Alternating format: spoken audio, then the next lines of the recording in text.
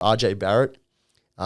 He's been out the last 5 days with like a migraine, which is dude's like dying right now. It's like the 2K ones, you know. It's like framed for murder. Yeah. It's like I don't know what's really up with RJ Barrett at the moment, but obviously I'll pull up his. He's sick of Julius Randle taking those dumbass shots.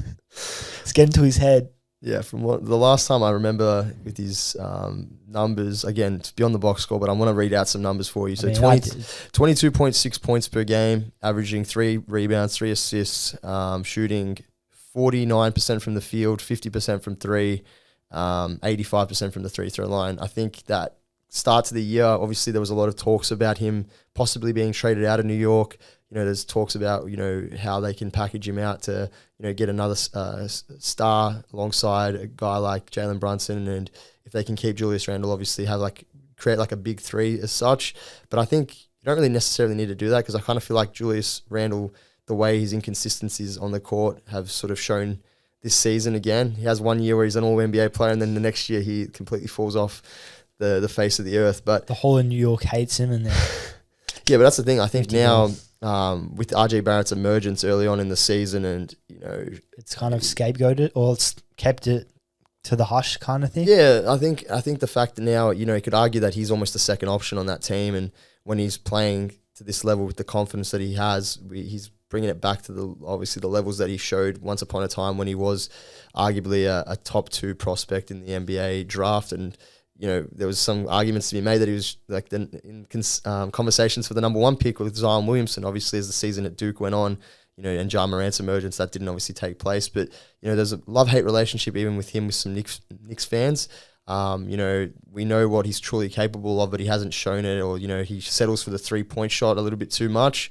But I think he's attacked the rim a little bit more. I think he's balanced out his game. He's utilized that mid-range jump shot, and I just think that confidence he took from the FIBA World Cup, with obviously Canada taking out that bronze medal and, you know, playing a big part alongside SGA, Dylan Brooks, leading into the season, it obviously gave him a lot of confidence. It looks like he's put in a lot of work with his trainer, Drew Hanlon, from Pure Sweat Basketball. I don't know if that's the name of the company anymore, but I remember watching a lot of videos. He trains Jason Tatum, Bradley Beal, Joel Embiid, so he's obviously got really good client list, and I think he's been his trainer since like high school, so he's put in a lot of work, and you can just tell like he came back ready and seasoned. So hopefully he's turned the corner. Obviously we need to see it from a larger sample size before I get more stock in RJ Barrett. But I think, yeah, from what we've seen from him thus far, I think it looks promising, and hopefully he can continue it on and, you know, be a key contributor to the Knicks and their obviously playoff chances. But yeah, that's pretty much who I think is my biggest surprise. I was trying to think of some other guys, but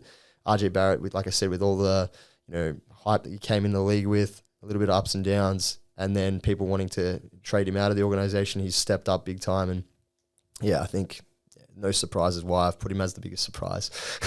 I really hope so. Like, I really do hope so, for the sake of RJ's career, because, you know, he's just the makeup that he has. I keep going on about this, but like, he's always been a gifted scorer, but now he's efficiently scoring the ball, and that's just like, that's what you want. You can't ask for anything more. I think he's the X factor of that team. Obviously, Randall is kind of down. Brunson had somewhat of a slow start, but RJ's the one who's kind of maintained but done it efficiently, and because of that, the Knicks are 7-5, so they're above 500, and that's, you know, that's probably what you would expect them to be. And I think you could give all credit to RJ Barrett for that, because, yeah, those two guys were down, but RJ maintained it. And, yeah, like you said, he's shown why maybe they don't need to go after another superstar, or maybe they can just leave what they have right now and let RJ go, because, yeah, what's there not to like about RJ Barrett's game at the moment? Hello, yes, you at home. This is Commissioner of the NBA speaking to you, Adam Silver.